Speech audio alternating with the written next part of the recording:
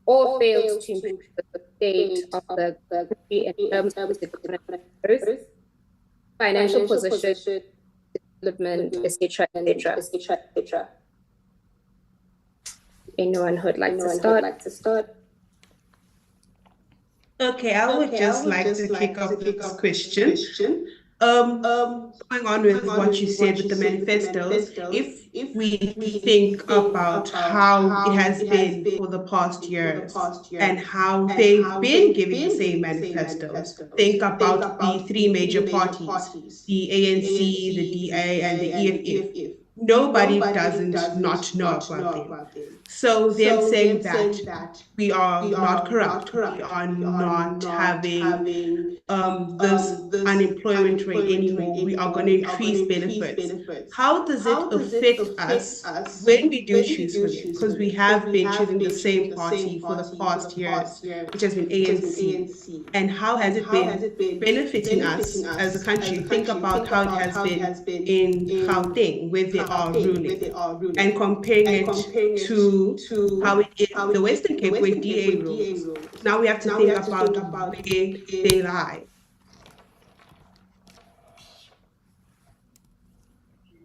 Interesting intake about the big, I don't know if I could call them the big threes, but yeah, the big threes of the country that we have, like the parties that we have, the big threes that are going right now. Anyone else, Buhle? Yes, of course. So I have quite a mouthful to say regarding the progress that South Africa has made from 1994 till now. And that is that post-apartheid, South Africa has seen major strides in raising economic growth and living standards of the population. Between 1995 and now, real GDP grew at an average of nearly 3%, which is almost double that before 1994. The government introduced policies such as the RDP, the GEAR strategy, and the HSCF initiative. The RDP aimed at reducing poverty and inequality, particularly for previously disadvantaged groups. The main objectives were meeting basic needs, developing human resources, amongst many others. And part of meeting basic needs included housing, electricity, land reform, social security, democratizing the state and society, and implementing the RDP. And this is to quote the white paper itself.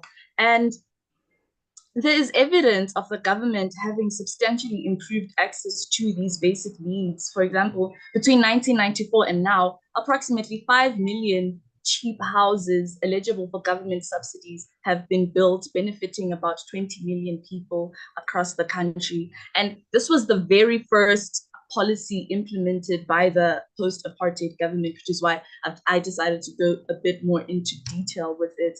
And although it has significantly lost momentum, it still remains an integral part of South Africa's economic policies. I believe that the execution of the policies is where the country lost the plot, because making service delivery available, but then not being consistent with the management and improvement of the infrastructure, it kind of taints the whole purpose and the whole mission and all the good that we've done from then till now, because we haven't been consistent in our implementation of the policies, whereas the RDP has since been replaced by the GEAR strategy, which again, much like the RDP, high expectations were made and created, and in some areas, performance actually exceeded expectations in that macroeconomic stability and accountability were achieved, evident in that fiscal deficit, inflation, government consumption targets were met. But that was way back in 2000. In present day, GEAR's targets of economic growth, employment, redistribution, they were missed by several miles. There have been several arguments as to why this happened, with some saying it was poor implementation of the policies and others arguing that the goals set initially were already unrealistic to have been met in the stipulated time. And to go a bit more into detail on some of the policies, we have the establishment of the popularly known National Student Financial Aid Scheme of 1999 that has enabled underprivileged students seeking higher education, either in the form of bursaries and loans, to actually access those educations. And while it has benefited many students, there is still much left to be desired. I mean, the board of NSFAS was recently dissolved by the Minister of Education because of its inability to carry out its duties. I don't understand how that happens 30 years into democracy and why we're still having these problems. The Minister of Higher Education himself was recently accused of having accepted and received millions in kickbacks from the fintech partners that were recently introduced, selected to disperse the monthly allowances to organizations through a report released by Alta. So what my whole point of this is simply to say, it's not a straight answer as to yes, we have improved, or no, we have not improved. We improved. It's more like a graph. So we went up just after apartheid, and then we kind of have been on a downward slope, and we haven't been able to keep that momentum that we had in the beginning going towards, actually reaching all the goals that we had set for ourselves. I personally think that you're raising a great point there when you talk about the education system and how, even though we are funding university learners, if we think about the whole process of how to get selected, firstly, because now, as we all know, South Africa is a rainbow nation. There's so many nationalities that are living in here. Some of them may still be refugees, some of them may be asylum seekers, some of them may be permanent. But if we look at the stats, most of them don't really have the permanent residence, or they are getting to the application. That brings another point, Home Affairs. How is that system going on? But back to education-wise, recently they have decreased. There was the whole argument of them decreasing the funds allocated to each sponsor. Now, if we think about that, how will those learners be able to survive university fees, which are not getting any cheaper? They are not, lifestyle itself is not getting any cheaper due to the whole inflation rate that we're going. So how are learners supposed to go forward, go get their degrees, if the systems that the government has put in place is not really taking care of them at the end of the day? Mr. Ngweba, you had something to say? Yeah. Sure, definitely. What we're talking about is very interesting, right? And I hope that we don't lose sight of making sure that the whole issues around policies and implementation all goes back to the leadership in fact, the entire continent as a whole. The incompetency. Our colleague just also mentioned that the Minister of Higher Education was found had allegations against him in terms of making robbery and incompetency and corruptions, all of that within the same department. And if we then invest into making sure that the time.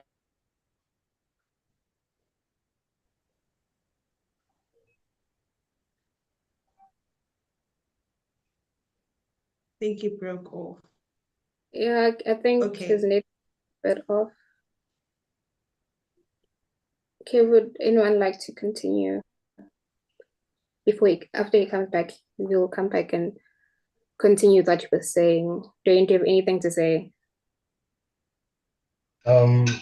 I had something interesting that I also wanted to bring up, in regards to load shedding and how it has affected us as a country. I just feel like we're facing an issue that's not about electricity supply within our country, but it has to deal more with leadership, because in times like these, where we are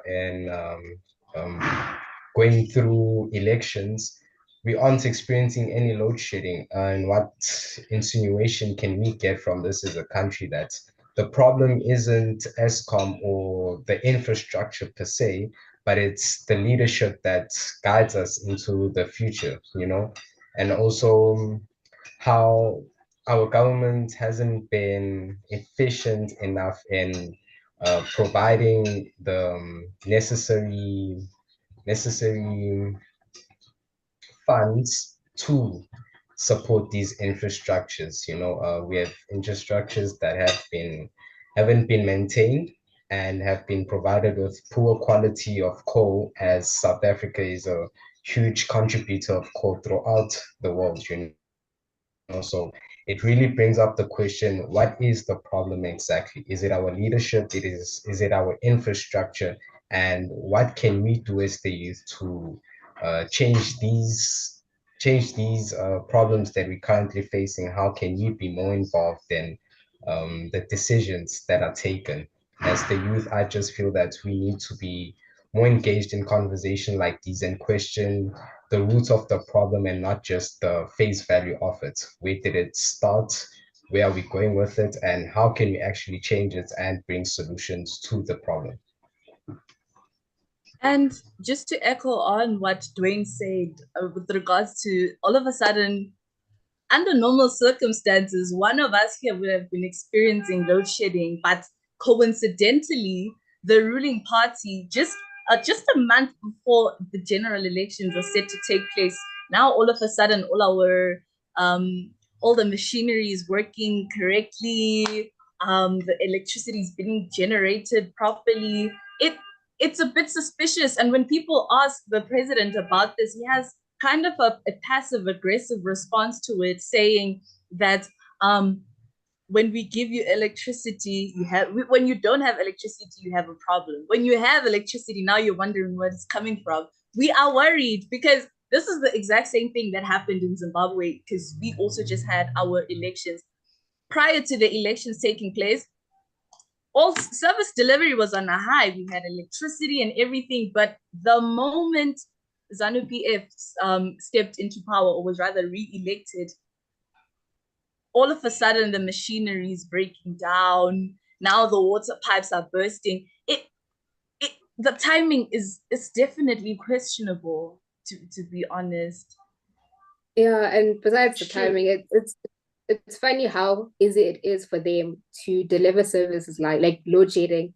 It's funny how easy it is to take like a whole month or 2 months. I'm not sure how long it has been, honestly, to give us electricity and all that. But then when time for elections passes by, we now have excuses about coal, energy, imports, exports. Like, it adds to what Dwayne was saying, is we don't know what our main issue is. Is it really an us problem? Do we have like an issue with our minerals or things like that? Or is it literally just our leadership?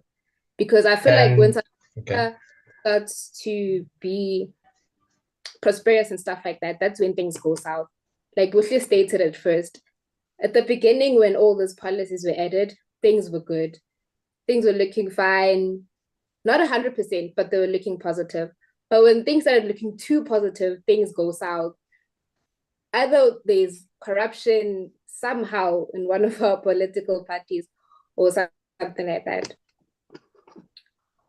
True, because recently they also added the Minister of Energy, which we didn't have before. It was only added last year, or was it this year? They did add a Minister of Electricity after ESCOM had the whole case against them about stealing money.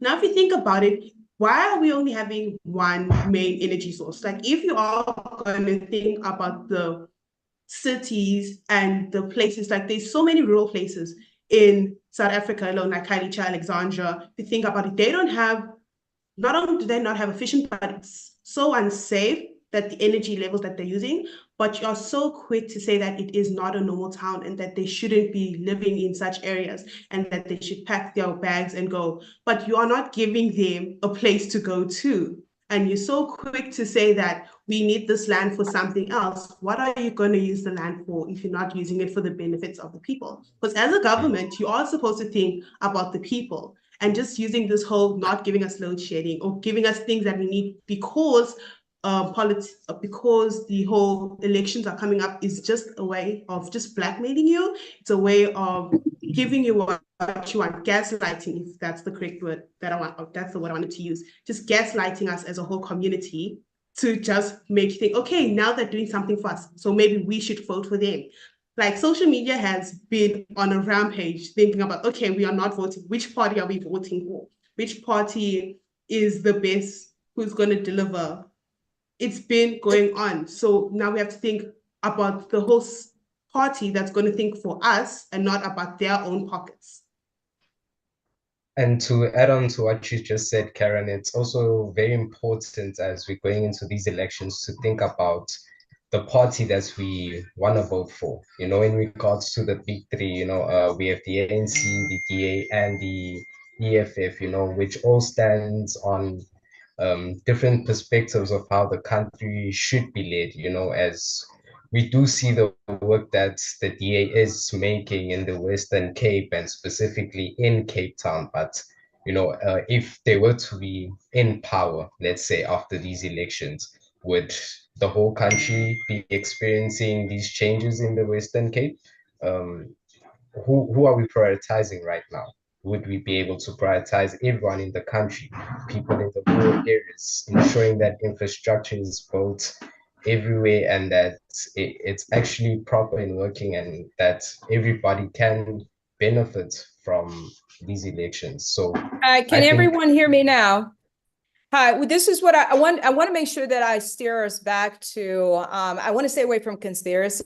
And I want us to be focused on what is the impact? How is that impacting communities? How is it impacting neighborhoods? Yeah, a lot of things can be suspicious, but that's not the basis for where we want to go and talk about this conversation. So if we can talk about, again, one, lived experiences as one, we don't know if anything is conspiracy or not.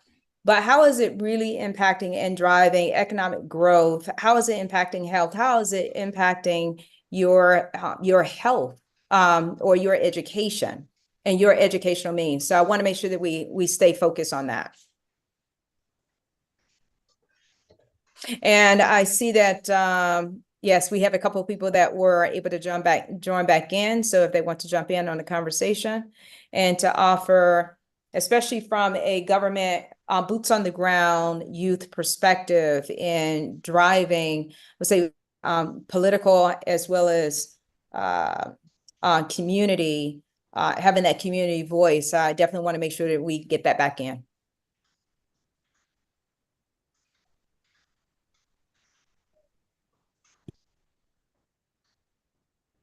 So definitely, I can jump back right into that. As I was saying, because given the instability that we have in leadership, right? I'm highly involved within the current municipality that I'm based in, and being involved into that, we normally have some incompetency that we have within our schools, our communities, lack of electricity, lack of proper sanitation, and so on. And normally, when it comes as basic needs, according to the constitution that we have been given, it faces a lot of economic impact that we have. Remember, we have a big township economy within South Africa, and majority of the township economy is run by foreigners. Close to 75% of businesses within our townships are run by and owned by 100% owned and run by foreigners, which poses a big question as to is it because that we are financially illiterate as South Africans, or are we illiterate in terms of business and running businesses, which is very important when it comes to our economy and the growth in our economy, which is very important. And what we find is that normally when there is some form of economic lag within our township, all the revenue that is being transmitted into our tax shops and so on, entire township economy, it goes directly out of the country because 100% of that revenue is made from foreigners. Not that there is an issue with foreigners making or doing business within our country, but there is a big problem with the incompetency or the inability of South Africans not being able to partake or participate in the township economy as a whole, or South African economy rather, which is very important in terms of the economic growth that we want to see in the future. Yeah. One thing about our economy in South Africa is that it's very complex and we don't have one answer to it. And I don't think we'll ever have, but then having opinions or having this type of discussions will help us in building a better future for our country and Africa as a whole. So moving on, just to add on to this question that we were from, it's a heated question that is asked a lot and most probably will bring up a lot of debate here.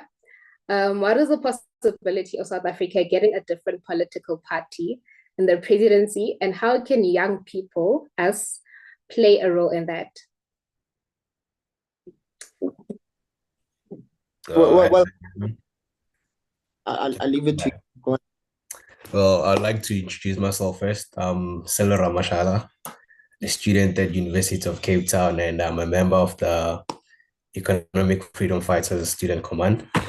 So, to answer your questions in terms of how the youth can do something different when it comes to politics, firstly, we all know what we want, yeah? And we all know what we're fighting for. For instance, in schools and everything like that, fighting NSFAS, fighting fee blocks and everything like that. All we do in that situation, we come to the EFF, right? To ask for help because we know they are the ones that will get us out of the trouble against the universities. But the problem that we have is we don't register to vote. You see, that's the first thing because we are like lazy to stand in lines, everything like that. And then the people that are older than us, who are obviously traumatized by the oppression, everything like that, they were saved by the ANC. So automatically they'll have the ideology that, okay, ANC is the one to fight for us. And they'll be the one that capture the most votes when it comes to election. So when the problem we have as youth is we don't vote and we don't register, but we all know which party is there to save us, which is the EFF. Understand? Talking from a base of from a student that is in UCT and already faced this kind of problems. And I think everyone here that's under NSFAS will actually understand that how bad we're actually facing the country. Because they say, yeah, we're gonna fund you, but even now people are still owing the universities. That's what I'm saying. So I feel like if we take the step and encourage young people to vote for the correct party, then we'll see the difference in South Africa in terms of education coming to that part. Because going to the external factors, it's another big debate. But yeah, talking school-wise, higher education-wise, yeah, I think that's the main issue is that we don't register to vote, but we know the party that's. And Thank you. to add on to what Mr. Ramashala was saying, I hear your point. I've been in discussions and talks with many of my schoolmates and people in general. And one thing I have identified and noticed is that it's not a matter of young people not wanting to vote. It's a matter of young people not understanding the stance of which each political party has in South Africa. You know, because in each political party, we do see flaws and we do see benefits. But as young people, I just feel like young people are just finished. You know, we not finished as in a sense of finished, but we are fed up with how things are running in the country. You know, we don't see a party that takes into account per se the young perspective, the perspective of young people, you know, and how we want to see the future of South Africa. It's always based on a fact that we are party, we stand for this. And in regards to EFF, yes, EFF is a I wouldn't say is a political party which is stood behind by a lot of young people, but it is, and that's one thing that is going for the EFF is that it has a lot of young people standing behind its revolutionaries that do want to see a change. And I know Bupe is going to jump in. So Dwayne, as well as all of the others, what I want to make sure that we do is to capture what are those changes that you want to see? What are those things versus talking about what we or what the older generation or what others are expecting? Give us the formula. Well, Tell I feel us like very specifically those things that you're looking to address and those things that's going to drive the impact, those things that's much more important to you so that they know and there's no assumptions. well, for me, it's the free education. Well, back in the years when Zuma was president, it was researched by analytics of economy that free education is possible. But because of the corruption, that file disappeared out of nowhere. Even now, the economy is not that bad. It's just that the funds are distributed unequally and corruptly so. For instance, we have ministers and deputy ministers. What's the point of the deputy minister? Exactly. They don't do anything, but they all get paid. And distribution of money when it comes to ANC, there's billions being lost, and we just keep quiet about it. So I feel like if free education is being focused mostly on, it will be much more easier for also students to partake in school and get free education. Then obviously that's gonna help with the employment. You understand?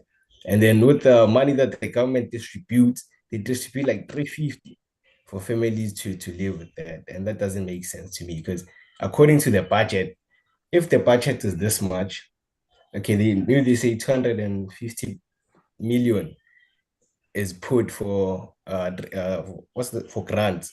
But however, when the research is made, that budget is not met, and that money is not distributed equally to the people that are supposed to receive that fund. As the EFF manifesto says, rather, instead of giving people that money, give them vouchers. Maybe if you have a child, instead of getting 2,000 for that kid, get a voucher that specifically tells you what to do with that, like buy uniform or anything like that, instead of giving them physical cash. Because anything that has physical cash in it has trouble. For instance, if you have a mother that's an alcoholic, understand, and then you give them the 2,000, say take care of the baby. Of course, that thing's not gonna go to the baby. You know what I'm saying? So I feel like the distribution of the funds in the state is the biggest problem here. We have the money, it's just not being distributed fairly enough. And the higher And education. just to interject, Mr. Ramashala, I think going back to Tabitha's initial question of the possibility of a new political party in South Africa after the general elections, I'd say that the possibility of SA getting a completely new political party in presidency, it's very low. I believe we're looking more towards a coalition government in that the current political party, as we all see, it's losing its momentum and a lot of its supporters, but it does still hold a significant number of like voting power, and a lot of people do still support it, right? And so what I'm thinking is the current political party, it will not hold the majority, so more than 50%, but it will hold a significant number of seats, and then the remainder will belong to the other major opposition parties, such as the EFF and the DA. And this is not something that is new in South Africa, because many municipalities in South Africa are actually ran by coalitions, but it's just never been implemented on a national level. There's truly advantages and disadvantages to this happening. An advantage being that there would be multiple parties in power that would better represent the different political ideologies, cultures, and ideas. They will be better able to hold each other accountable, which has been a problem in our current government. And then a possible disadvantage of a coalition government is the instability that would be present due to the conflict between representatives in the legislature, which will mean that the coalition might not last. As a result, decisions will be postponed, legislature will become preoccupied with politics as opposed to governance and service delivery. But looking at it from a more realistic standpoint, I don't think ANC is going to be completely booted and then we have a completely new party in power. We're looking more of a division, more like we need to come together, which will definitely be interesting, seeing as how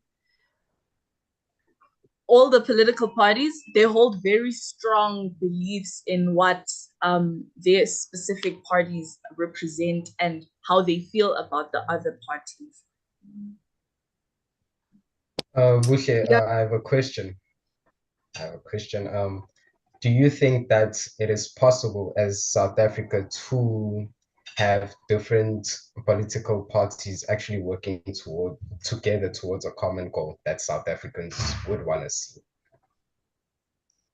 I think just, before Butle answers, you're raising a really great point, but I think we should remember back in the days, EFF and ANC was one party, but due to the division of ideas, they separated and they became their own two separate parties. So if once upon a time they were able to work together, that means what's stopping them from working together if they all have a common goal? So I feel like it's the moment they find their meeting place that everything would eventually align and they could actually work together but still be different parties, but they have the same goal at the end of the day. So yes, much like what Karen is saying, I think it is very much possible. And the thing is, when it comes to how certain policies are voted into place and how the country is run, right? Our parliament, you need to have a certain number of votes before a law can be passed or legislation can come into effect, right? And they will have to, like, there is no option.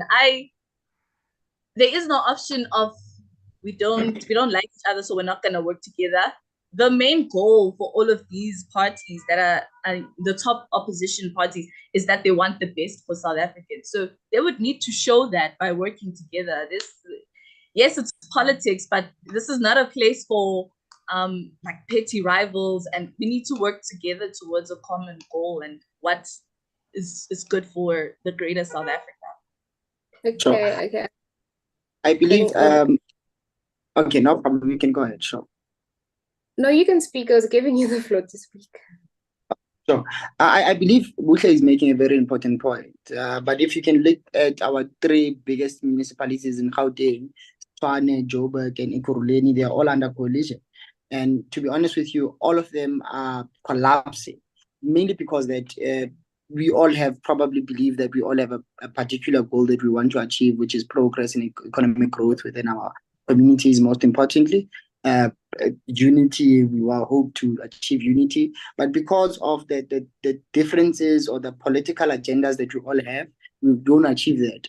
I personally believe that we as a country, we are number one, not ready for election, this coming election date or the 29th of May, mainly because there is no education of how elections should be put out, the undergoing processes in which when we vote in government, what is the responsibility of government. None of us as South Africans, general average South Africans understand that, which is my biggest problem. And how then we do go into elections when we're not definitely ready for election?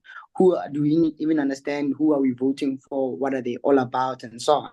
The general average South African doesn't really understand that. And two, I personally believe there is no political party that is good enough to serve the people of South Africa. This is basically because number one, every time they are voted into government, whether local government, provincial government, or national government, they are there serving the political party. I'll give a practical example. When the current president was being impeached, when Section 89 was being sown in within Parliament, and most of the ANC members that were supposed to be representing South Africa, voted no because there was African National Congress members within Parliament. So then they lose the whole attachment to communities, homes of South Africa, and then they start rooting for ANC, EFF, and so on. So I personally believe there is no political party that would be good enough to serve the people of South Africa. Hence, I always vouch and hopefully pray for the day that will come, that where communities will be the ones representing themselves within Parliament and within local governance, because then we can be able to hold our own community members accountable for the incompetence. Right now, we are holding political parties, we are holding organizations that are from our own communities but are not of our communities. I hope that makes sense. So my biggest wish is that we as community members and we as South Africans definitely come together and are definitely involved in making sure that there is change. Other than like vouching for a certain political organization that whenever they get into power, there will be a collapse. One of our colleagues made a very important point that most of the other political parties are breakaways of the ANC, like the EFF, but we find them not being able to work towards a greater goal, a greater achievement, because they have their own differences, like you found in the city of Ekurhuleni. The city of Ekurhuleni had no mayor for close to a month. And that was merely because they were all about fighting politics. And that means I don't think we're even ready would ever be able to have a coalition at the national level, because that will definitely collapse us as a country, as our municipalities are consistently collapsing. There is no service delivery right now in Tshwane because of the whole coalition setup. So I truly hope that we look into having community members our South Africans leading South Africa, unlike having political parties leading us to a greater goal that we can all work towards or work together in achieving.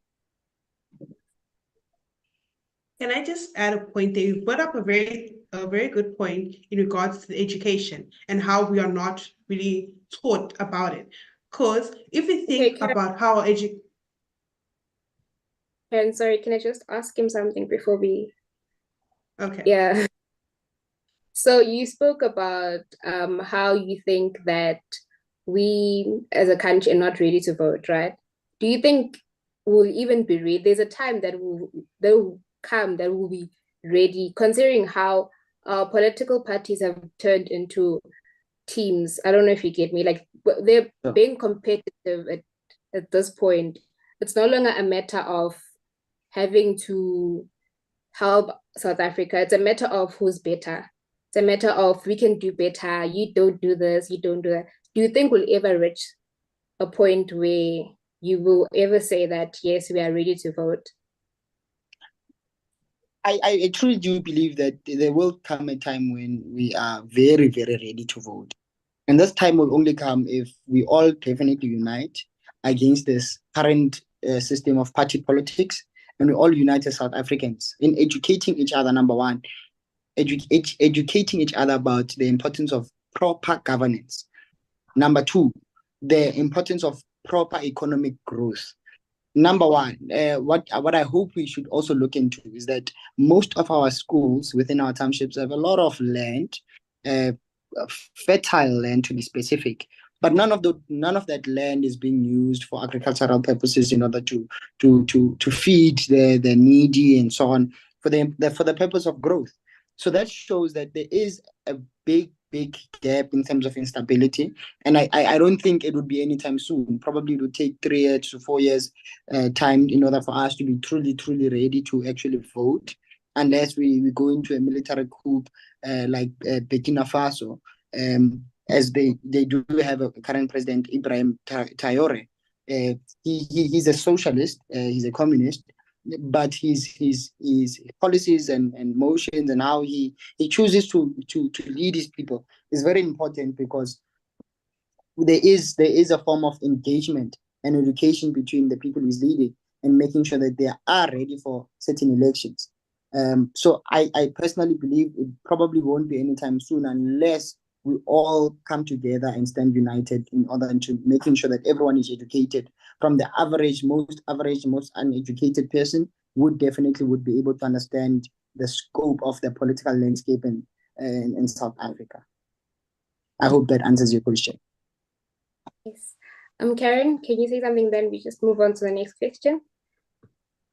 Yeah, because I just wanted to speak about the whole education system, because it was a really great point to bring up, and how much we're exposed to as from school learners to high school learners. How much are we really exposed to how the government works? Because if you look at our history books, they don't really speak about current time South Africa. They don't speak about what's currently going on, what has been going on 10 years, 20 years back.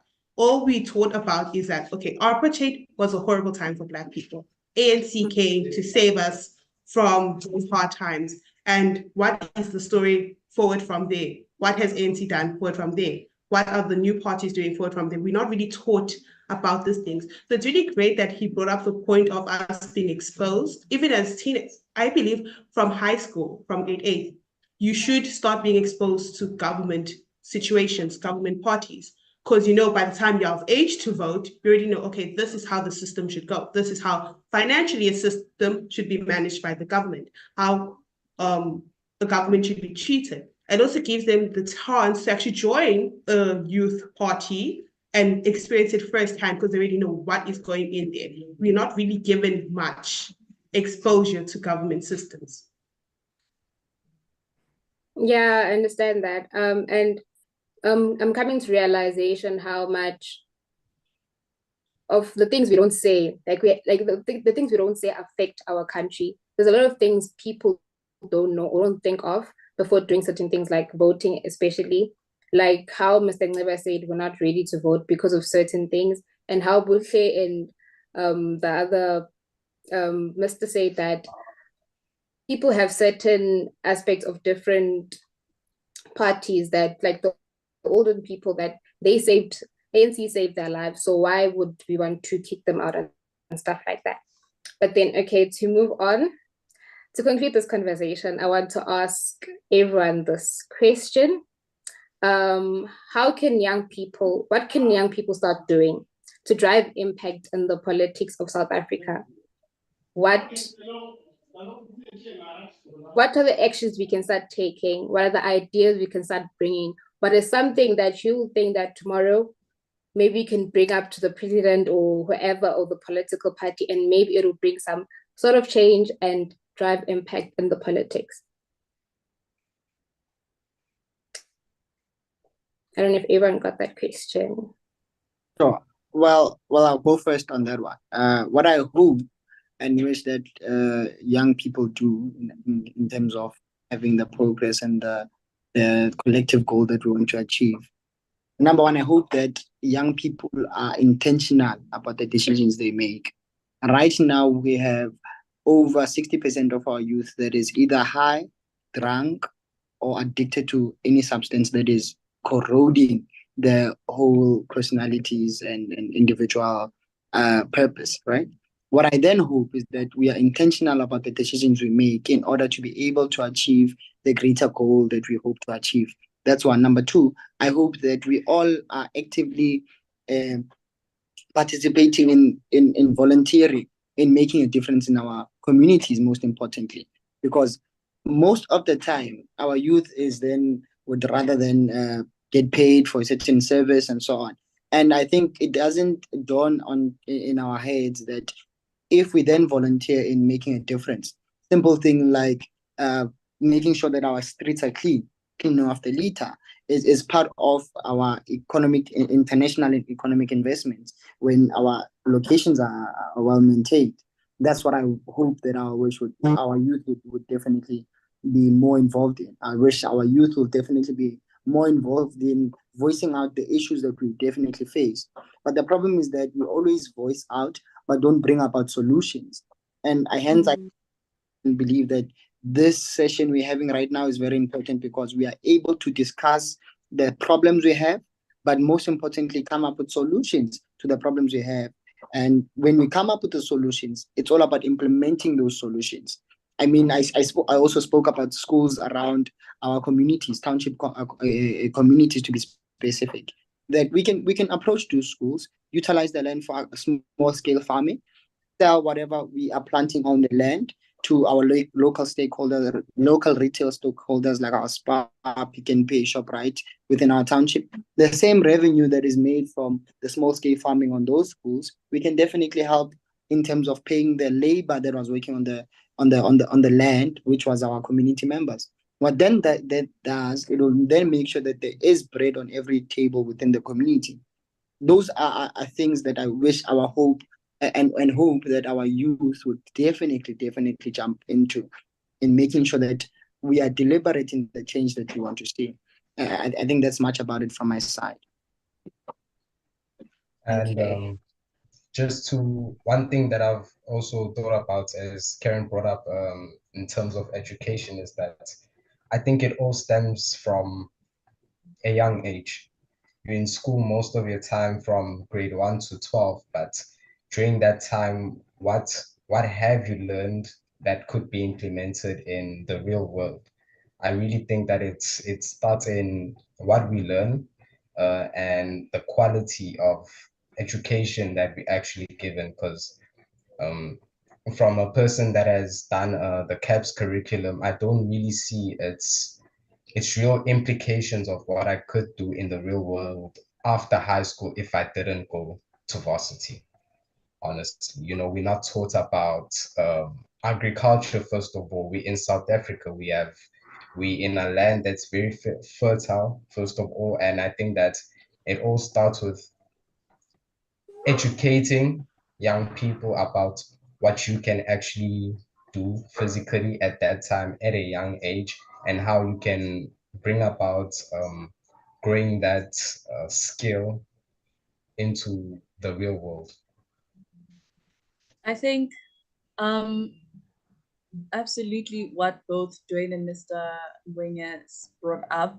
I think as the youth, first of all, we need to start stepping into more of an entrepreneurship mindset as opposed to when I'm out of varsity, this is who I'm going to work for, and this is the company that I'm going to work for. And I think one way we can do that is through, there's a negative notion around colleges, especially like TVET colleges. People tend to regard universities higher and as being more superior, whereas universities are more theory based, whereas the practical experience that you learn at college level, it's hands-on, right? And apart from being hands-on and gaining that experience, it allows you to then use the experience that you've learned during your education or during your time at the college in creating your own businesses. And it's also just a matter of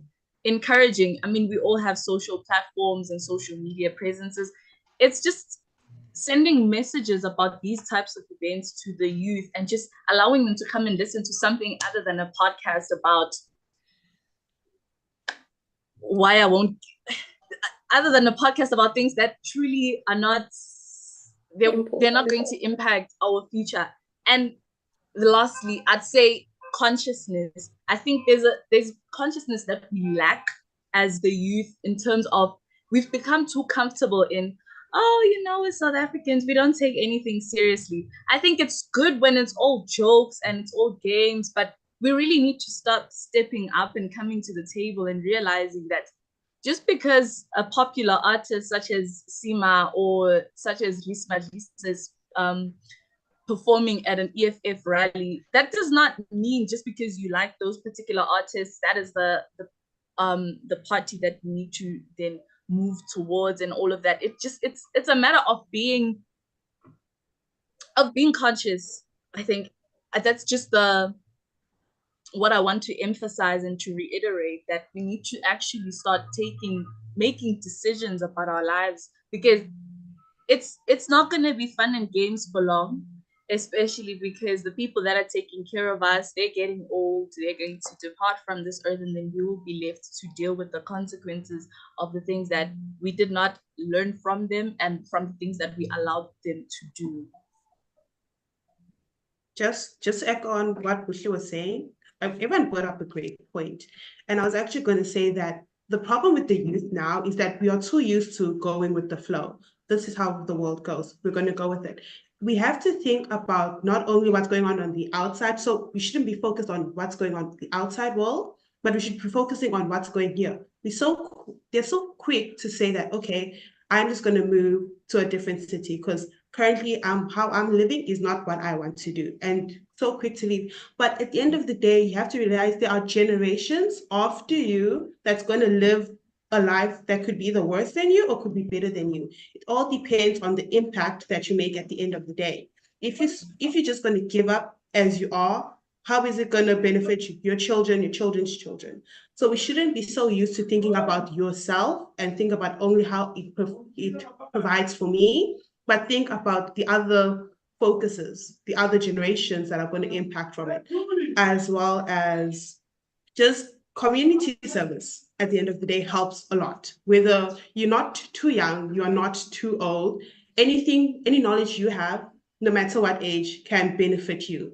Like how Mr. Ngaba was saying that the schools with a lot of local land, I was part of a feeding scheme during high school, making sure that every kid ate. And I think that's so important because we realize there are so many people who don't have this.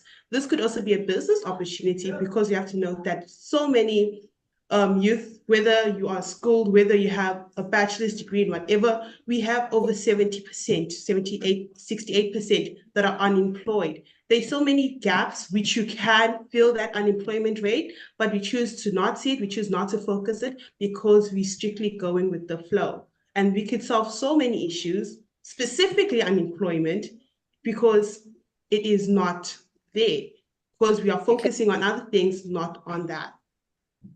Right. Yeah, we have a lot to say about that, hey, but looking at the time. With politics, it's a never-ending conversation, to be honest.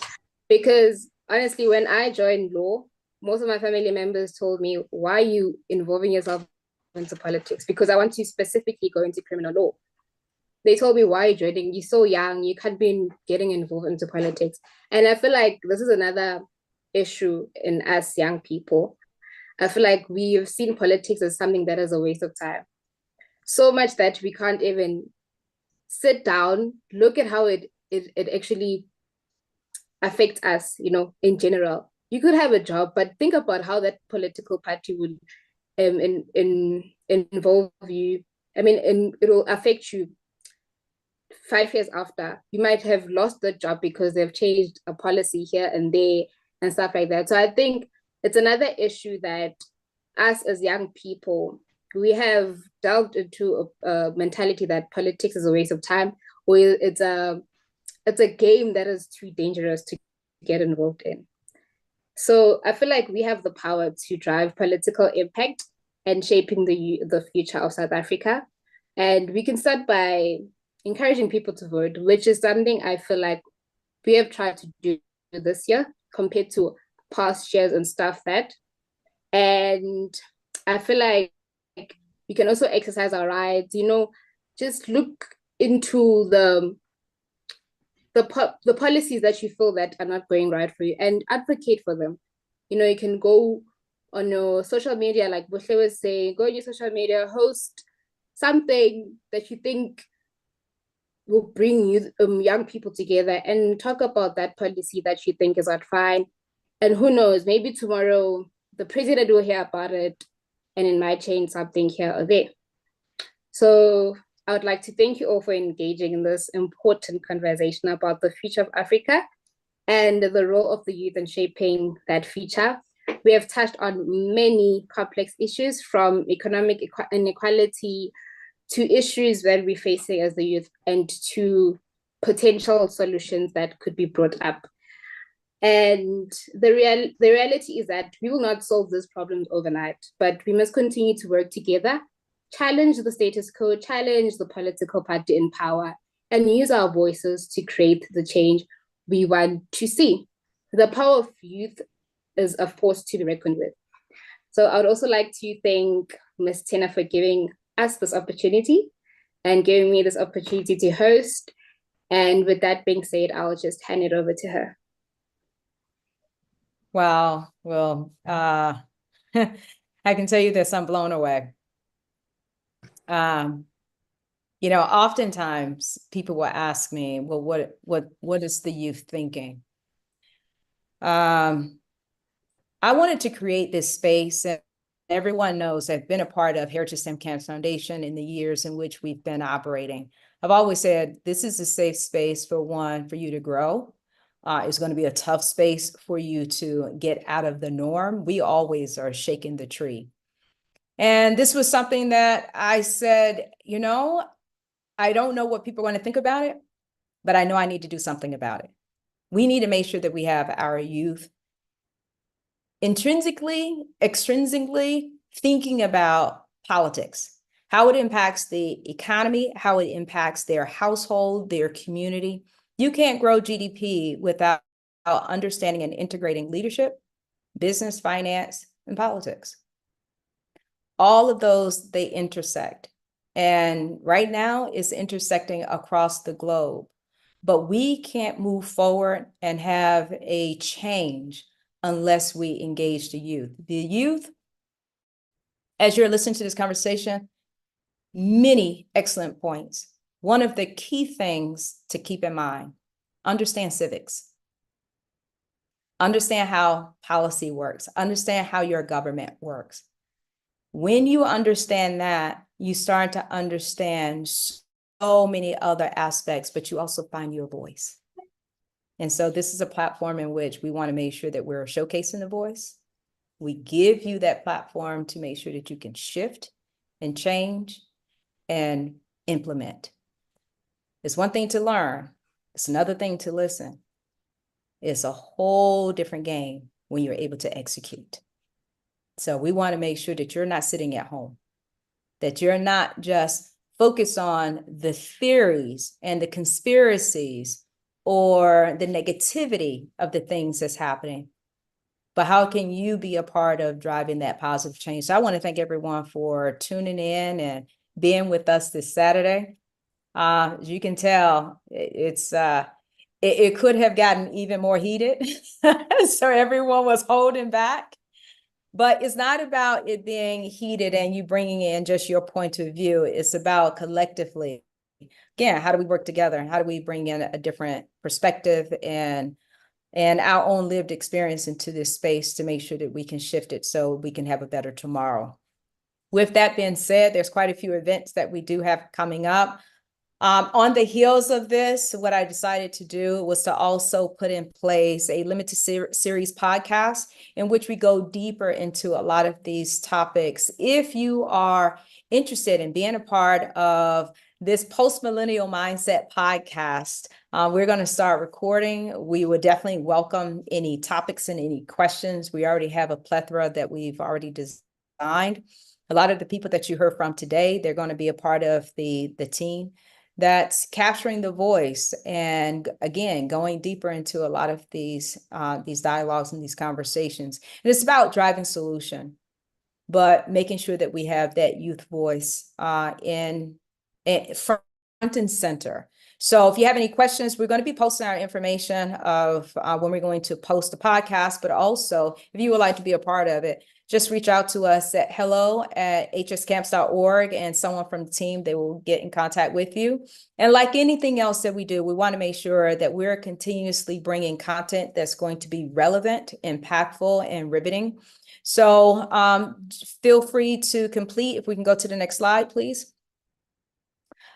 Please feel free to give us feedback. The only way in which we're able to, again, stay relevant and to put those topics in front, bring other forms, bring unique voices and perspective is if you give us honest feedback. We have thick skin, so we don't mind pivoting and changing where we need to. And with that, again, I want to thank you for joining us. This is live on YouTube, so feel free to go back and listen to the riveting conversation, and we look forward to hearing from you all soon. Take care and go out and vote.